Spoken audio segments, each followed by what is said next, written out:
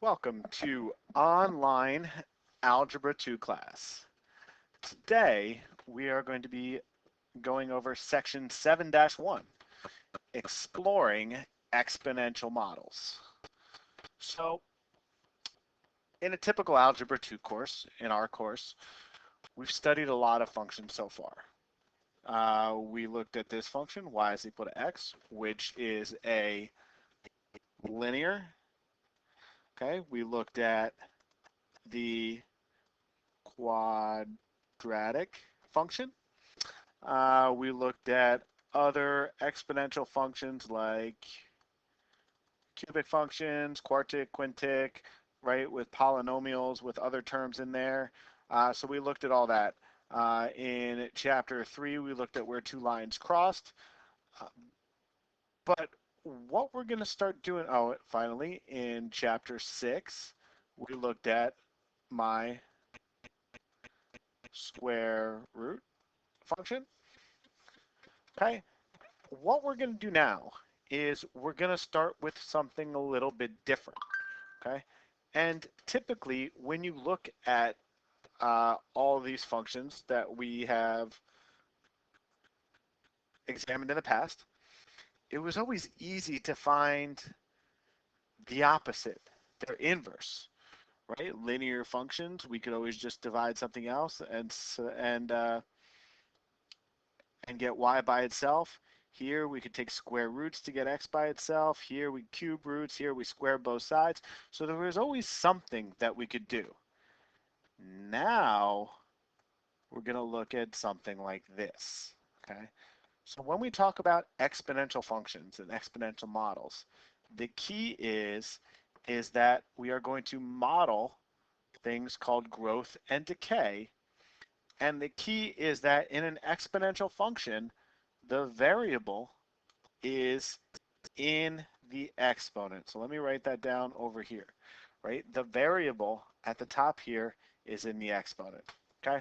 So that's our objective for this section, is to model exponential growth and decay. And we should know what an exponent means, right? We could write repeated multiplication with the form y is equal to abx, where b is a positive number other than 1.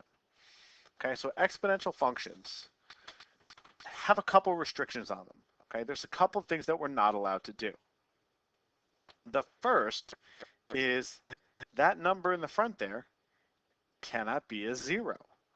Well, that should make sense, because if I put a 0 in here, right, whatever this is, it doesn't matter. As soon as I multiply it by 0, it turns into a 0, right? So that just turns into y equals 0, which is a horizontal line. Okay, so next, let's put that a back. Next, b has to be greater than 0. That one's a little bit trickier. We'll come back to that. This one's a little bit more obvious, because if b was 1, okay, then 1 to any power is just going to be 1. So again, this is just going to be the line y is equal to a. All right, so let's see what's weird if the b was a negative number. Okay, so right, if my variable's x, I'm allowed to plug anything I want into that. Okay, so I could plug something like 2. I can do that. That's easy, right? That's negative 2 times negative 2 is 4. Right, I could do this. That's negative 8. I could keep doing whole numbers. That's not the problem. The problem is that we should remember that fractional exponents mean roots. Therefore, right now, we are trying to take the square root of a negative 2, which gives us imaginary numbers. Okay, so because my inputs, because my x right here is not going to be limited, right, we have to limit the base. Okay, so the base can't be 1, or else it just turns into a line, and it can't be negative, or else we would get imaginary numbers when we try to take even roots. Okay, let's see what this looks like. Okay, let's graph an exponential function. And before we start doing serious graphing, if you don't know what the function looks like, the easiest way to figure it out is to plug in numbers. Okay, so let's plug in numbers. So let's go from -3 all the way to 3. Let's start right here at 0.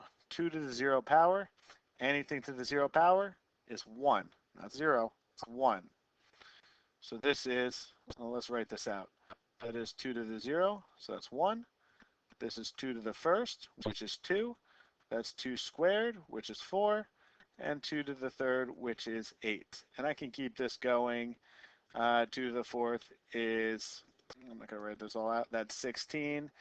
And 2 to the fifth is 32. That's off the graph. Okay, here's the trickier ones, the negative numbers. Okay, remember that 2 to the -1 power is the same thing as 1 over 2 to the positive first power. So this is 1/2. 2 to the -2 power is 1 over 2 squared. So this is 1/4 and 1/8. Okay, double check that on a calculator if you want to. Okay, so let's graph this. So -3 would be 1/8.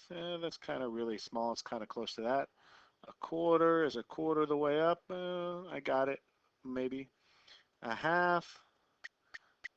1. Now it gets a little bit easier. That's 2, 4, 8, 16, and off the graph, 32. And hopefully you can see what happens is as we go to the left, this keeps getting closer, 1/16, 1/32, 1/64, blah, blah, blah. It keeps getting closer and closer to 0. But no matter what number you plug in here, right, you're never going to get 0, right? This is 1 over 2 to the 100, right? So it's always going to be really, really close to 0, but never quite there. So this graph is never going to cross, and as soon as it starts going that way, ugh, that was terrible. I got to do that again. As soon as it starts going this way, it starts to go up. Doesn't quite cross there, right? It's going to keep going up to 32, but we get the idea. Okay? So when we graph exponential functions, one side is going to be going almost straight up by the end. The other side is going to be flat. And notice, as we go from left to right, this graph is going up. We'll come back to that in a second. Let's graph a couple more of these. Okay? All right, so let's try the first one. Well, let's rewrite these. Y is equal to 4 to the x power. Okay, if I graph that, right, 4 to the 0 power is 1. Anything to the 0 power is 1. First power is 4. Then 4 squared is 16. And then 64. 4 to the -1 is 1/4. And you can tell it gets very, very small very quickly.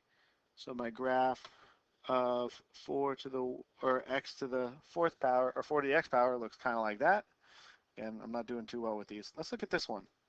Y to the 1/3 to the x power. Okay, let's graph this one in red. Let's make a little table for this. Oops. Red. And let's make a little table for this. Okay. And when we graph this one now, let's plug in, let's start with -2, -1, 0, 1, and 2. Right, when I plug in -2, that's 1/3 to the -2 power. So that's 1 to the -2 power, which is just 1, and 3 to the -2 power. So 1 over 3 to the -2 power just turns into 3 squared. So that's 9. Okay, so -2 is 9. -1 would be 3. 0, 1/3 is anything to the 0 power is 1. And then we get 1/3 to the first power is 1/3. Then 1/9. And you can see, and if we plug in -3, we get 27, which is a little bit off the graph. We see that this graph now goes this way. So that's a change. Again, it's not supposed to bump up and down, right? It's supposed to flatten out and go nice. Not straight, but it looks like it's going straight as you go to the edge. Let's finish with 2 times 3 to the x power. Okay, let's get rid of this. Okay, so when we have 2, let's graph it with, let's use blue. Y equals 2 times 3 to the x power, right? When we make this table, we can see that plug in, let's just plug in 0, 1, 2, 3. 3 to the 0 power is 1, but then you multiply by 2. 3 times 2 is 6. 9 times 2 is 18. And 27 times 2 is going to be off the graph, 50 something. Okay, so that's 0, not 1 anymore, 2. 1, 6. And then 2, 18. 15, 16, 17, 18. Okay, and then as I go to the left, if I plug in negative 1, that's 2 times 1/3, which is 2/3. And then you can see, right, it doesn't really matter. It's going to get kind of really flat. That would be 2/9. Right, it's just going to get very, very close here and curve up like this. So what happened is some transformations of these functions. And we'll get into that a little bit more in the next section. But there's one kind of generalization that we can make from this, is that that one, the black one, and the blue one, as I go right, the function is going up, but the red one is as I go right, the function is going down. Okay? And we have special names for them. There's 2 types of exponential behavior that we talk about: exponential growth and exponential decay. So for exponential growth, as the value of x increases, the value of y increases, like the blue graph. Okay? As I go, whoops, as I go left, the function goes up. The red one is called exponential decay. As I go, did I say left? As I go right, the function goes up. This one, as I go right, the function goes down. As I travel on this line from left to right, the function is decreasing, it's going down. That's called exponential decay. These graphs never cross the x-axis. Okay, when a line, as you go further and further to the right, or further and further to a left, and the graph gets very, very, very close to something, but never actually crosses it, it is called an asymptote. Okay? Asymptotes are big in this chapter and even bigger in chapter 8. Okay?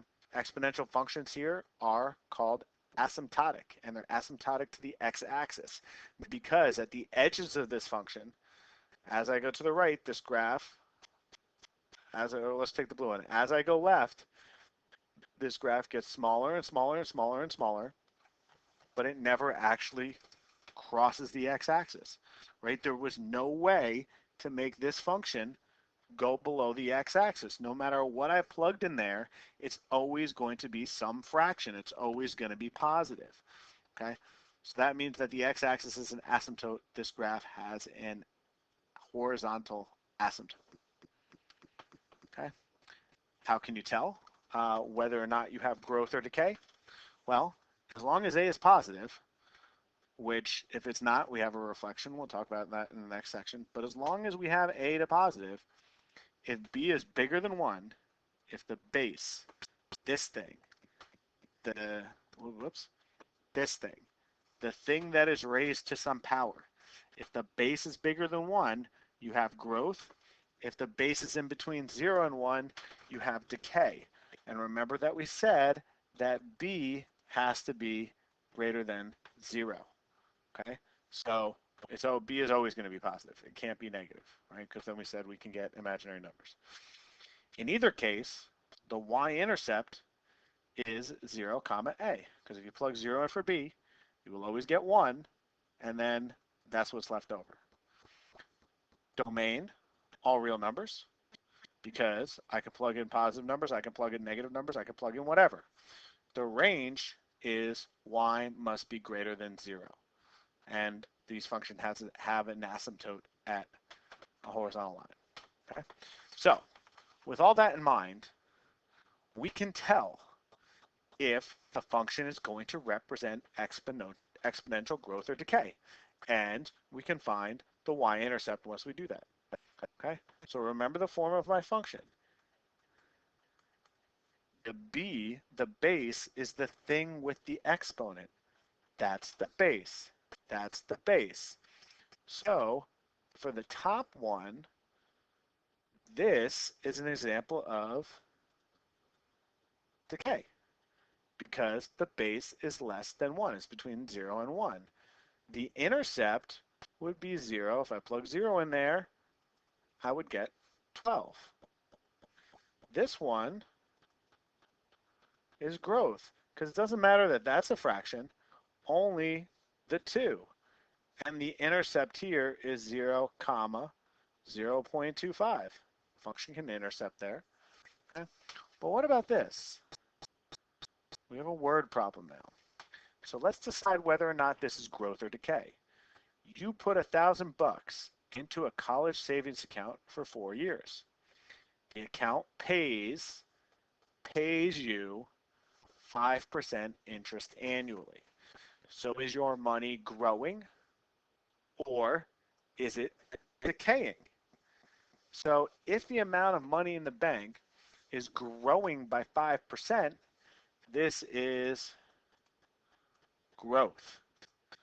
Okay? And the intercept is at 0 years, you have $1,000. That is the y-intercept, the initial investment, sometimes called the principal. We're going to get to that. Here, growth, decay. You put $2,000 into a savings account for 4 years. The account pays you 6%, so that is growth as well. And my intercepts are 3, 11, and 2,000. Okay, so for exponential growth, the base is called the growth factor. For decay, it's called the decay factor. Okay, but for each one, we have our rate of increase and our rate of decay, our growth rate or decay rate. Okay, so in order to find this, we always use the formula 1 plus the rate. Okay, so whatever the rate is, the percent increase written as a decimal, that's important, it's always going to be some sort of percent. B, the base of my exponential function, is always going to be 1 plus that rate, whether or not it is growth or decay. If you are losing, right, if you're losing something, the decrease is probably going to be negative, right? If you're losing something, right, the rate is going to be negative. So when you add 1 to a negative number, you're going to get a number between 0 and 1.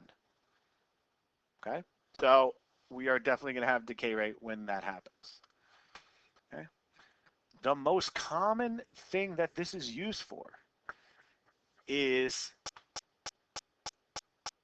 exponential growth and decay. Typically, we're going to use a function that's pretty similar to this.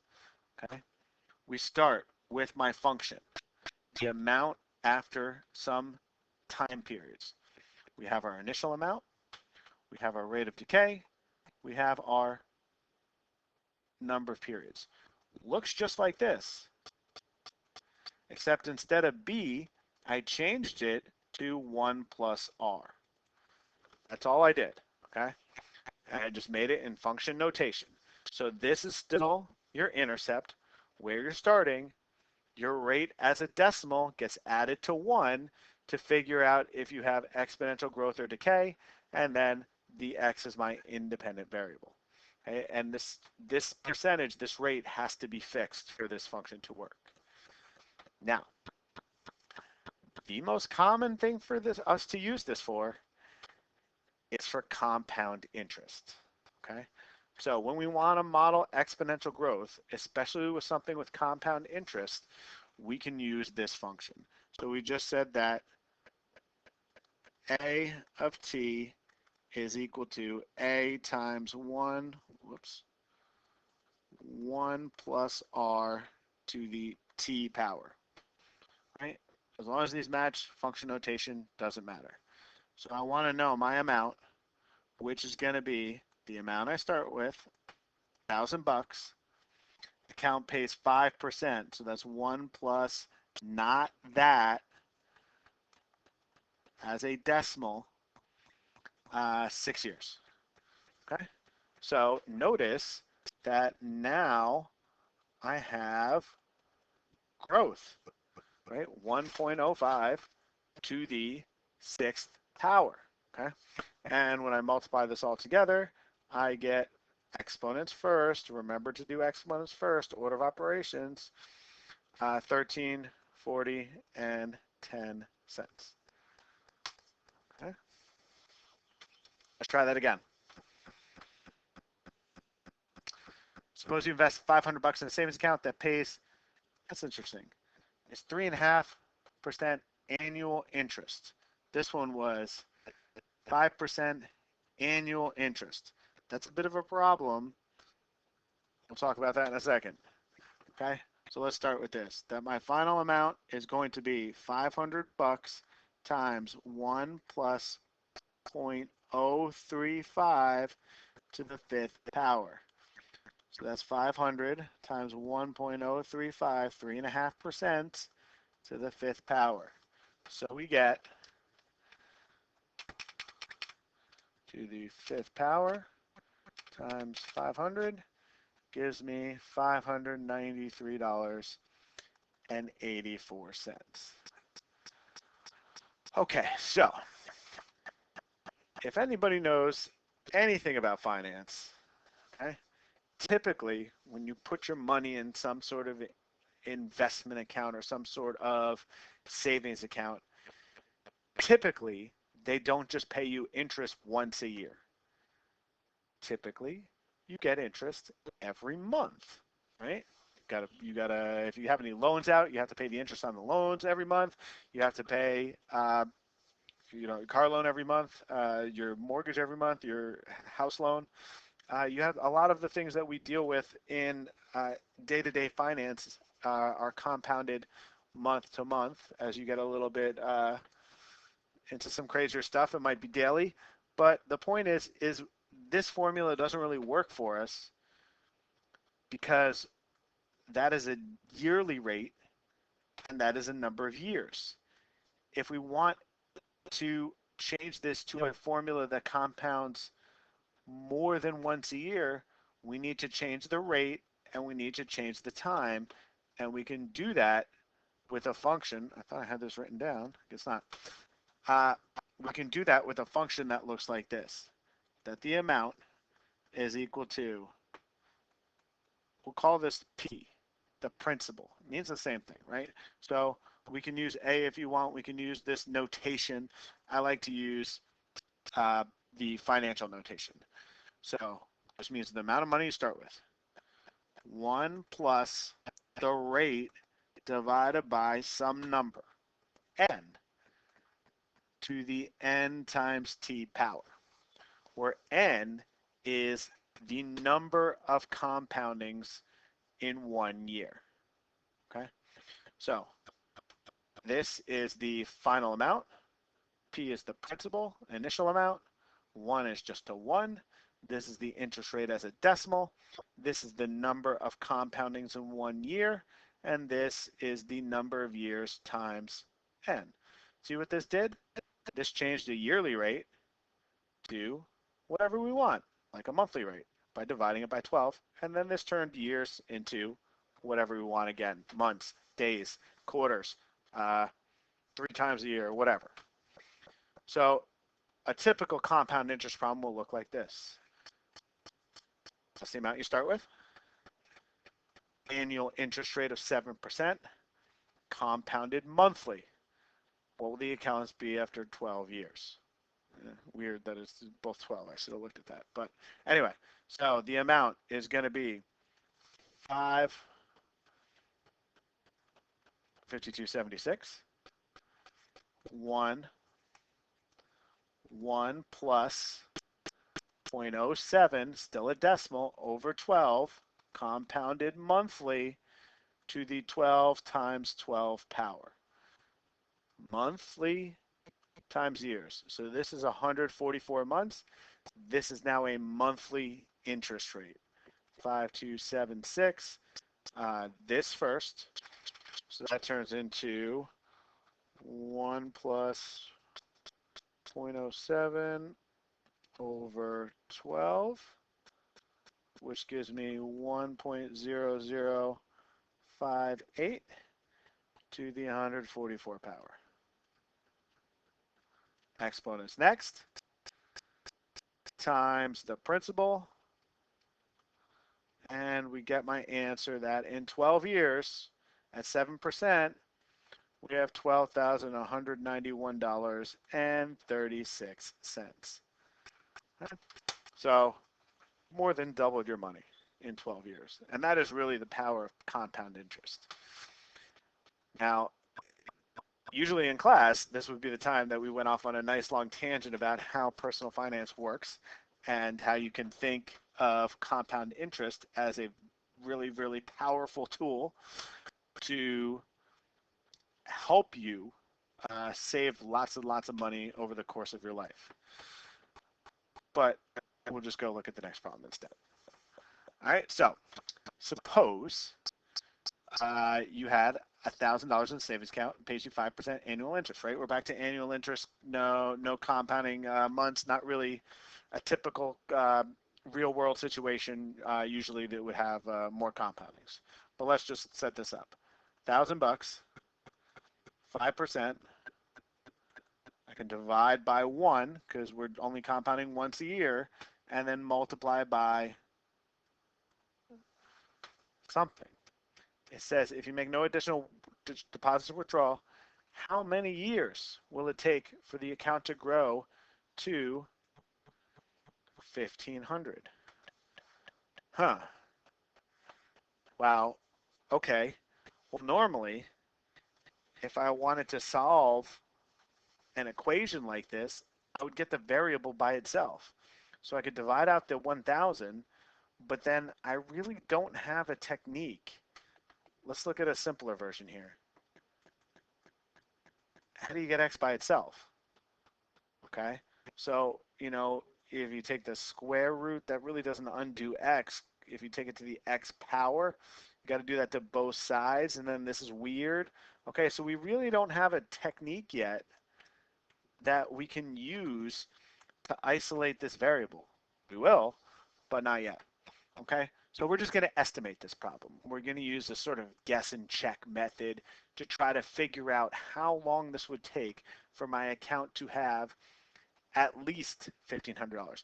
And this is not really a continuous function, right? Every year at the end of the year, you're just getting a lump sum of interest.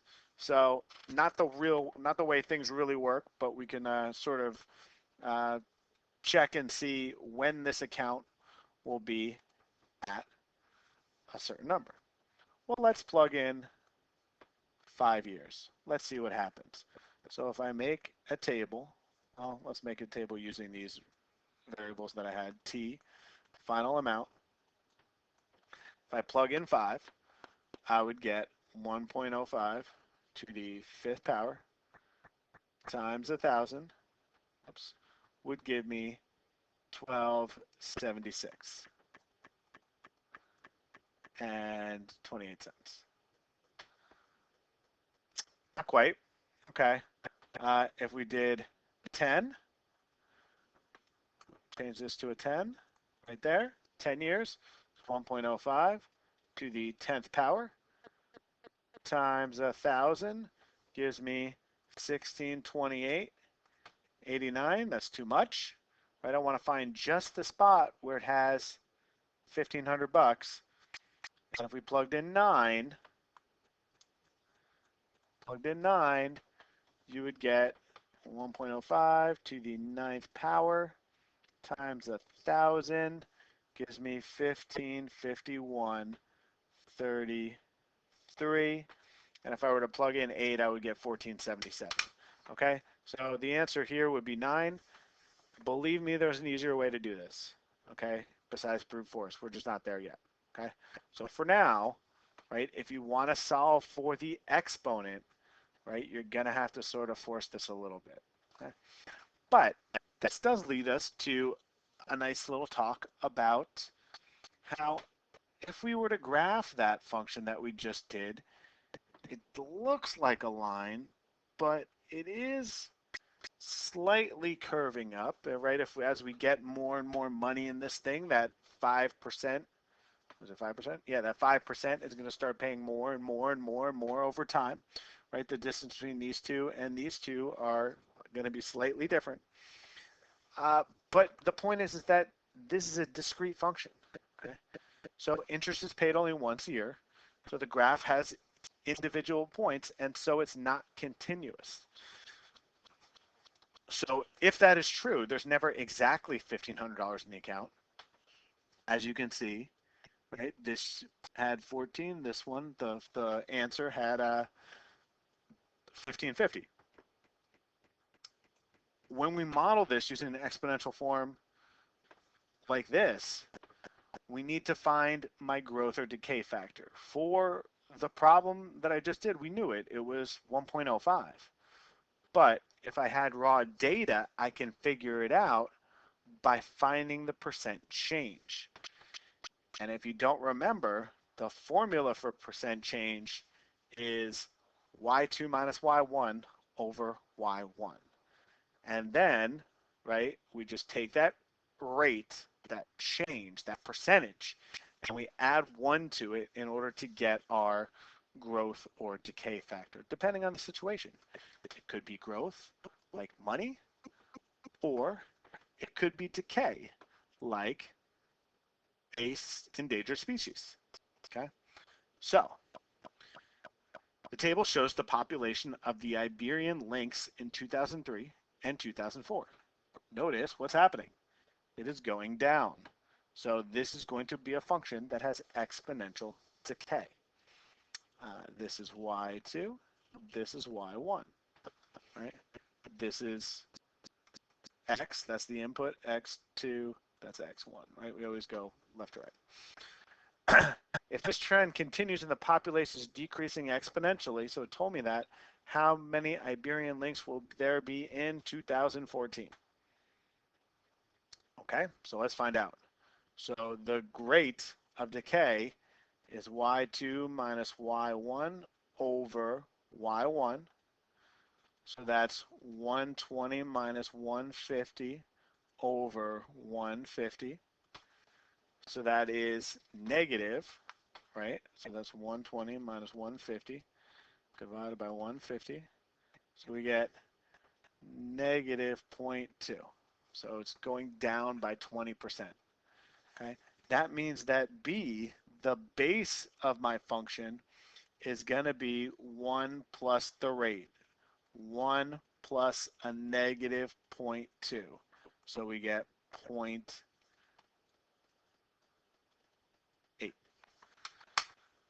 Makes sense, kind of, right? If you're losing 20%, that means you have about 80% of how much you started with left at the end. Okay? So we now need to set up my function. So my function looks like y is equal to ab to the x power. That is the initial amount. That is the growth or decay factor, in this case, the decay factor. So that is my initial amount. Not 8%, 80%. And now the trick is x. If I want to find out how many there are in 2014, I just put years. If that's the starting point, go into 2014, that's 11 years. Calculating this, we go 0.8 to the 11th power times 150, give me about 12.8 right? Do you round it to 13? It's about 13. Or just say you can't have 0.8, so there's 12 or 13 left. Okay? So that is, oh, did I lose the other pages? Yeah, I lost the guided problems. That's okay. That was 7-1, exploring exponential models.